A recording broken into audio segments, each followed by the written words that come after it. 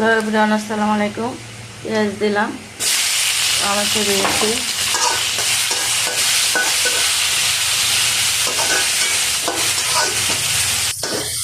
এখন একটু পানি দিব। এটা হলো কাঁচা মরিচের পেস্ট, হলুদ, মরিচ, মিক্স মশলা, লবণ।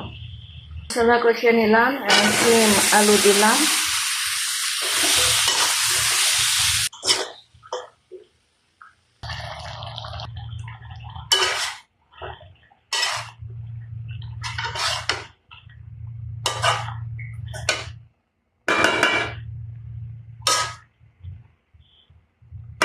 দিয়ে মাছগুলা দিব। তরকারি কষিয়ে নিলাম, এখন ঝোল দিব। ঝোল দিয়ে দিলাম, এখন রেখে দিব। যে আমার তরকারি হয়ে গেছে, সিম আলু বেগুন মাছ।